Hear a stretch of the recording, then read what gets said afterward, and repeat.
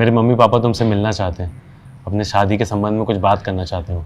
मैं इस वक्त अपनी शादी के बारे में सोच भी नहीं सकती हूँ। रिद्धि, मेरी बात का बुरा मत मानना, लेकिन तुम जिस सिचुएशन से गुजर रही हो ना, उसको देखते हुए मम्मी पापा ने डिसीजन लिया है कि हम जल्दी शादी कर लें।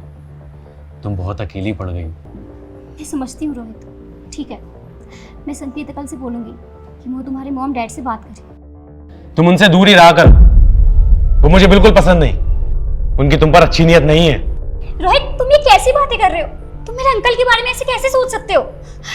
तुम कैसे आदमी हो? उस दिन जब तुम उनको हक कर रही थी तो तुम्हें कितने गंदी तरीके से छू रहे थे। तुम गम में इतनी डूबी हुई थी कि तुम्हारा ध्यान नहीं गया होगा, पर हमारा ध्यान हर जगह रहता है।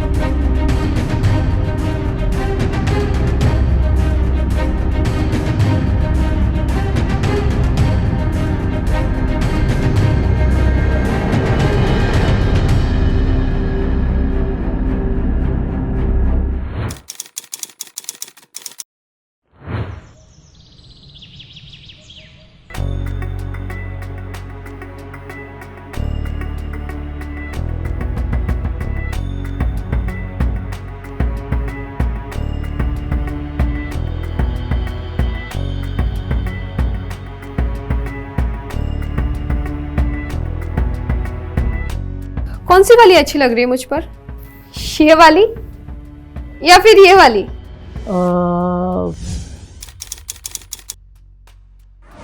कोई सी नहीं। मतलब मैं खूबसूरत नहीं हूं? अरे मेरी जान, मेरे कहने का मतलब है तुम ना बहुत सीधी हो।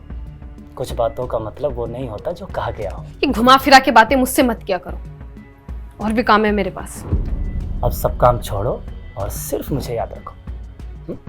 क्या याद रखूं? आजकल उन माँ बेटी की सेवा में दिन रात लगे रहते, पता नहीं कौन सा जादू किया उन दोनों ने तुम पर। देखो रंभा, तुम मुझे गलत समझ रही हो। अभी मेरे दोस्त संजय कुमार की डेथ हुई है। उनकी बीवी इंदू जी बेचारी अकेली पड़ गई हैं और उनकी बेटी के सिर से बाप का साया उठ गया।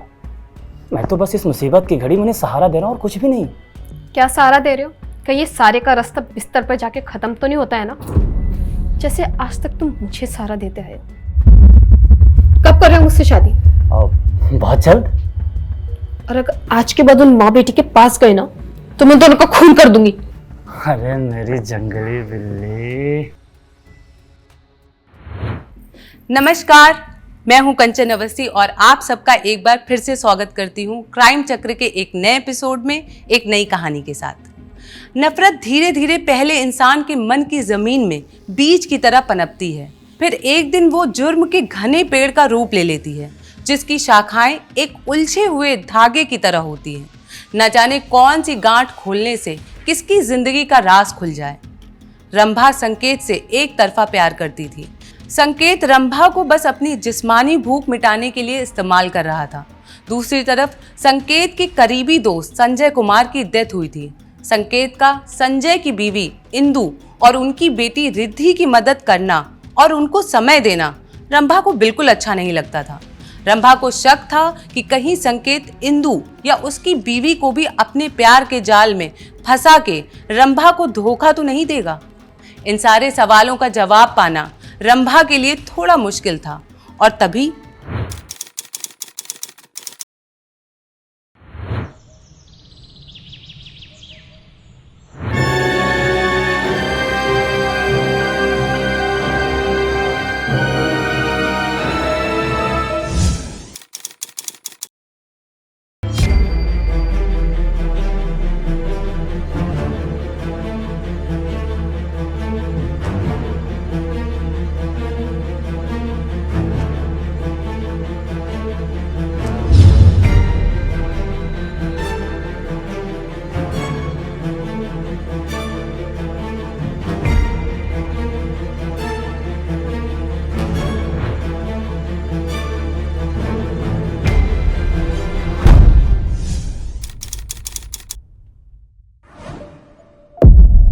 रिद्धि,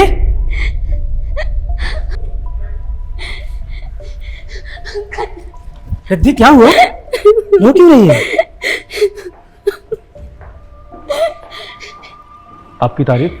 जी मैं संकेत पाटिल, रिद्धि के फादर का दोस्त हूँ। सर क्या हुआ? कल रात इनकी माँ इंदू जी की हत्या हुई है, रस्सी से गला घोटकर मार दिया है। हमें उनकी लाश पंखे से लटकते मिली। लेकिन सर ये आत्महत्या भी तो हो सकती है। बेचारी इंदू जी पहले ही इतना परेशान थी, अब उनके हस्बैंड संजय के जाने के बाद से तो। नहीं, गले पे लगे सुसाइड के मार्क और मर्डर के मार्क में फ़र्क होता है। ये मर्डर ही है।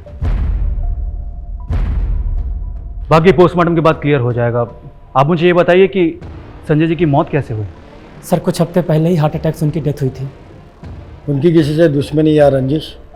आपको किसी पे शक? मम्मी पापा तो इतने सीधे थे कि उनका किसी से झगड़ा या दुश्मनी तो दूर, उनकी किसी से बहस भी नहीं होती थी। जी इंस्पेक्टर साहब, पता नहीं ये सब बेचारी रिद्धि के साथ ही क्यों होता है। इसके सर से तो माँ बाप दोनों का साया हट गया। तो रो मत रिद्धि।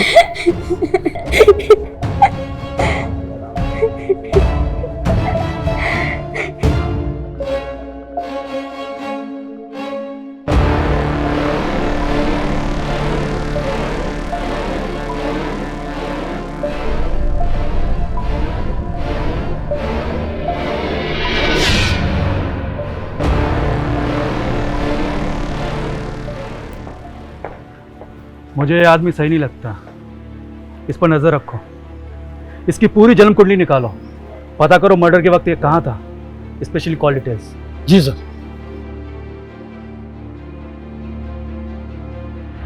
अभी कुछ दिनों पहले ही रिद्धि के पिता का देहांत हुआ था और अब उसकी मां इंदू देवी भी इस दुनिया में नहीं रही। पंखे से लटकी इंदू देवी की लाश आत्महत्या की तरफ इशारा कर रही थी, पर पुलिस का तजुर्बा और गले पे पड़े रस्सी के निशान को देख के ये लग रहा था कि ये हत्या का मामला है। पर आखिर इंदू की हत्या के पीछे किसका हाथ हो सकता है?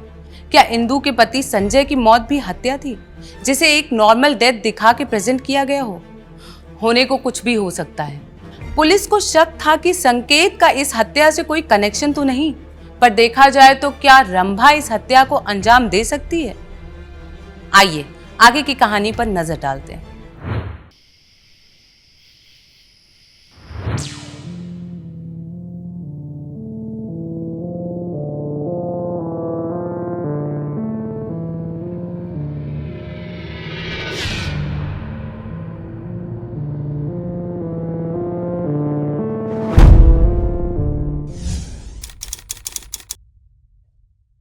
रोहित,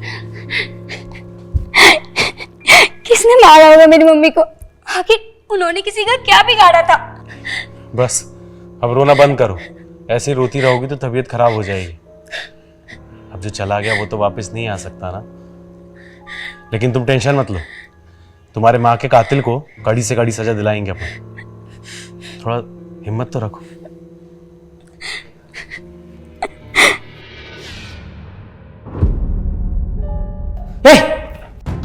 ये क्या कर रहा है? छोड़ रिद्धि को। अंकल अंकल रुकिए। अंकल, ये रोहित है, मेरा बॉयफ्रेंड, और हम एक दूसरे से बहुत प्यार करते हैं। हाँ, हम दोनों बस शादी करने वाले थे। मैं इसकी मम्मी से बात ही करने वाला था कि ये सब हो गया। कोई बात नहीं, अगर संजय और इंदु नहीं हो तो क्या हुआ? मैं हूं तो मैं तुम दोनों की शादी करवाऊंगा। Thank you uncle. कोई बात नहीं बेटा, ये तो मेरा कर्तव्य है।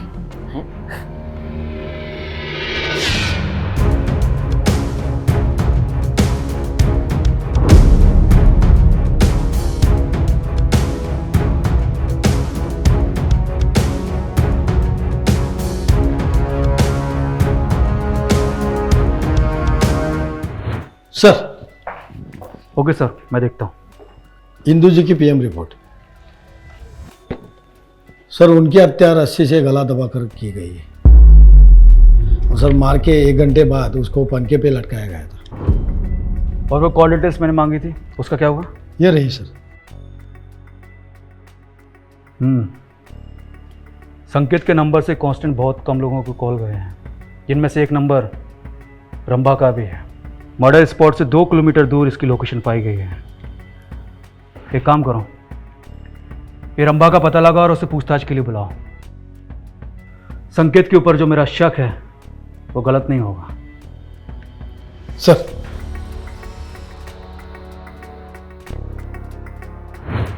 पुलिस ने संकेत के मोबाइल की कॉल डिटेल्स और लोकेशन डिटेल्स निकाली, जिससे ये पता चला कि संकेत हत्या की जगह के आसपास ही था और लास्ट कॉल उसको संकेत के नंबर से ही गया था। इस बात को लेकर संकेत के ऊपर जा रहा शक कुछ हद तक यकीन में बदल रहा था, पर कानून को किसी भी अपराधी पे कड़ी कार्रवाई करने के लिए चाहिए होते हैं ठोस सबूत, जो अभी तक पुलिस के हाथ नहीं आए थे। क्या रंभा से पूछताछ के बाद इस हत्या की गुत्थी सुलझेगी? क्या संकेत ही हत्यारा है? पर एक एंगल से सोचा जाए तो संकेत को इस हत्या से कुछ मिलने वाला नहीं था, पर रंभा के पास खून करने की वजह जरूर थी। क्या संकेत रंभा दोनों ही इस हत्या में शामिल हैं? रिद्धि, मेरे मम्मी पापा तुमसे मिलना चाहते हैं, अपने शादी के संबंध में कुछ बात करना चाहते हो। रोहित, क्या ये वक्त तुम्हें ठीक लग रहा है इन सब बातों के लिए? अभी मेरे मॉम डैड की डेथ हुई है, मैं इस वक्त अपनी शादी के बारे में सोच भी नहीं सकती हूँ। रिद्धि, मेरी बात का बुरा मत मानना, लेकिन तुम जिस सिचुएशन से गुजर रही हो ना, उसको देखते हुए मम्मी पापा ने डिसीजन लिया है कि हम जल्दी शादी कर लें। तुम बहुत अकेली पड़ गई, तुम्हें एक परिवार की ज़रूरत है और जल्दी से हमारे घर में तुम बहू बनकर आ जाओ, शायद कुछ हद तक तुम्हारा गम कम हो जाएगा। रिद्धि, जो चला गया वो तो वापस नहीं आ सकता ना। मैं समझती हूँ रोहित, ठीक है, मैं संकेत कल से बोलूँगी कि वो तुम्हारे मॉम डैड से बात करे। तुम उनसे दूर ही रहा कर, वो मुझे बिल्कुल पसंद नहीं, उनकी तुम पर अच्छी नीयत नहीं है। रोहित, तुम ये कैसी बातें कर रहे हो? तुम मेरे अंकल के बारे में ऐसे कैसे सोच सकते हो? तुम कैसे आदमी हो? मैंने कुछ देखा होगा, मैं इसलिए बोल रहा हूँ। अच्छा, ऐसा क्या देखा तुमने? उस दिन जब तुम उनको हक कर रही थी तो वो तुम्हें कितने गंदी तरीके से छू रहे थे। तुम गम में इतनी डूबी हुई थी कि तुम्हारा ध्यान नहीं गया होगा। पर हमारा ध्यान हर जगह रहता है।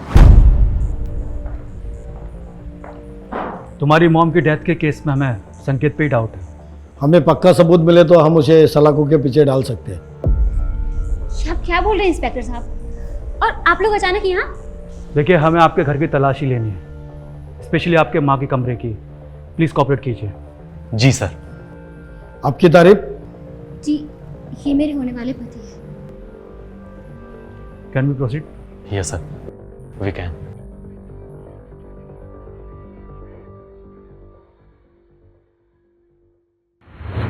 रिद्धि को जब ये पता चला कि उसकी मां की हत्या के पीछे संकेत का हाथ हो सकता है, तो उसके पैरों तले जमीन खिसक गई।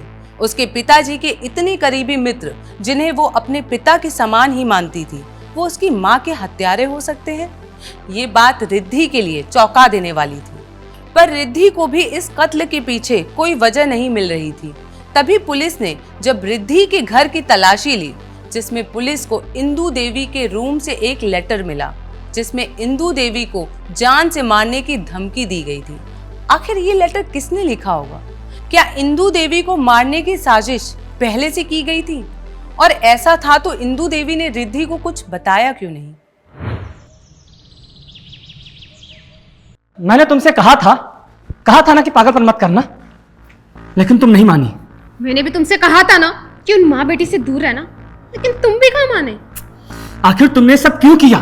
तुम्हें पता कितना बवाल हो गया है? पुलिस हमारे पीछे पड़ जाएगी। एक काम करते हैं, हम लोग कहीं छुप जाते हैं। डरपोक हो तुम, कहीं नहीं जा रहे हम, कुछ नहीं होगा। तुम औरतों को कैसे समझाया जा? बस अपने मन की करनी और कुछ भी नहीं। ते मन की करने में जो मजा है वो किसी और चीज में का है। बस तुम्हारी इसी बात का तो दीवाना हूं। तुम्हें हर सिचुएशन हैंडल करना बहुत अच्छे से आता है, और हमें हर सिचुएशन को हैंडल करने वालों को हैंडल करना आता है। तुम दोनों को हमारे साथ पुलिस स्टेशन चलना होगा। ले चलो दोनों को। लेकिन हमने तो कुछ भी नहीं करा है। लेकिन सर हमने हमने कुछ भी नहीं करा है। सर मेरी गलती क्या? सर सुनिए ना। क्यों मारा इंदु जी को? सर हमने किसी को भी नहीं मारा। हर खून ही खून करने के बाद यही कहता है। हमें तुम्हारा नंबर संकेत की कॉल लिस्ट में मिला, और जब हमने तुम्हारी कॉल डिटेल्स चेक की तो पता चला कि मर्डर स्पॉट से सबसे करीब लोकेशन तुम्हारी थी। तुमने इंदु जी को बार बार कॉल किया था। और संकेत जी, आपके नंबर से इंदु जी को आखिरी कॉल गया था। सर वो तेरे लिए अच्छा होगा कि अब तू सच सच बता दे। बताती हूँ सर। उस दिन मैं बहुत गुस्से में थी।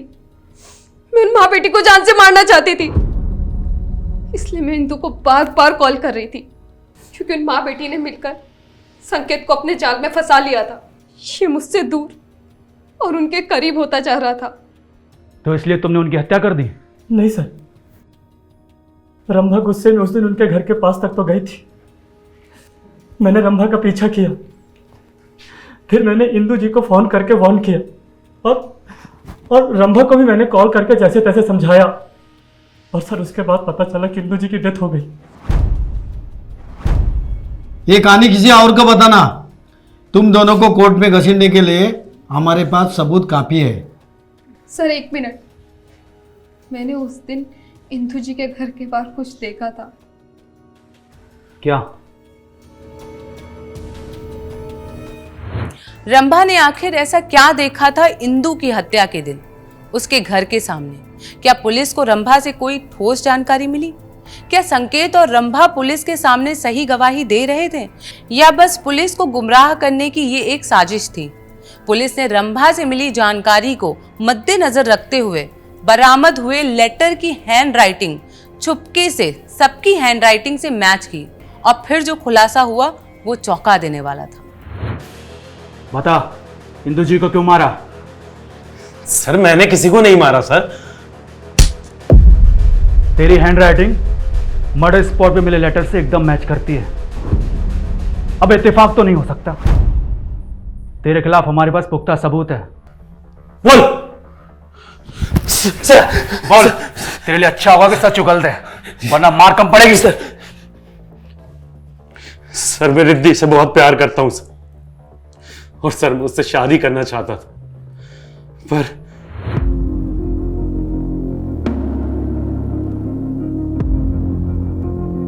रोहित, मैं तुम्हें कुछ बताना चाहती हूँ। बताओ। मेरी मॉम हमारे इस रिश्ते के खिलाफ है। उनको पता चला कि तुम छोटी जगह पे जॉब करते हो। तुम मेरा ख्याल जिंदगी भर नहीं रख पाओगे। रिद्धि, मैंने तुमसे पहले भी बोला है ना, मैं धीरे धीरे और कमाने लगूंगा। मैं जानती हूँ, पर मम्मी ने मेरा रिश्ता पहले से ही कहीं और तय कर दिया है, और शायद कुछ दिनों में मेरी सगाई भी हो जाए। तुम टेंशन मत लो, मैं तुम्हारी मम्मा से बात करूंगा।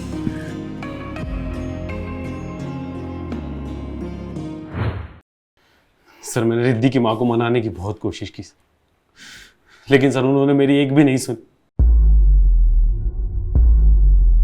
और मुझे वहां से जलील करके भगा दिया। और सर मैं चुपचाप वहां से चला गया। प्लीज आंटी मान जाइए, मैं रिद्धि से बहुत प्यार करता हूँ आंटी, प्लीज। तुमसे मेरी बेटी की शादी नहीं हो सकती। तुम जैसे गरीब आदमी से मेरी बेटी की शादी बिल्कुल नहीं हो सकती। प्लीज निकल आंटी, जाओ मेरे घर से। प्लीज मैंने कहा निकल जाओ मेरे घर से।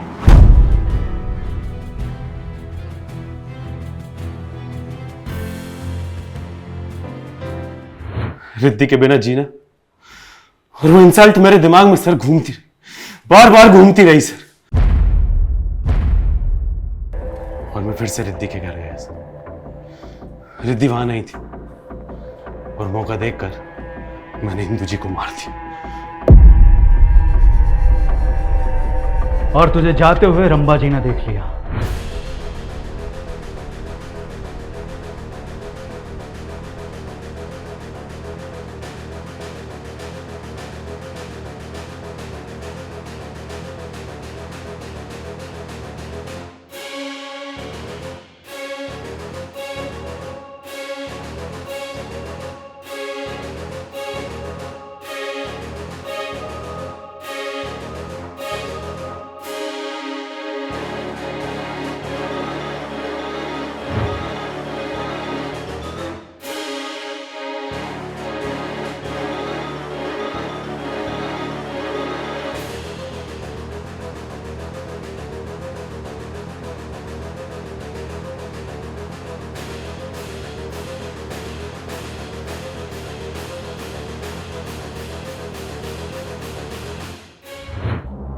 सर अगर मैं उन्हें नहीं मानता तो मेरी और रिद्धि की शादी कभी नहीं हो पाती।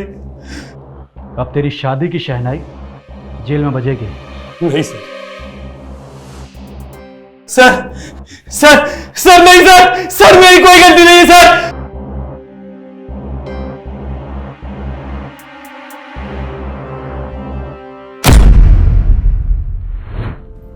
रंभा से मिली जानकारी से पुलिस ने जब रोहित की हैंडराइटिंग बिना रोहित की जानकारी के उस लेटर से मैच करवाई तो वो मैच हो गई और रोहित की मोबाइल की लोकेशन भी मर्डर स्पॉट की थी।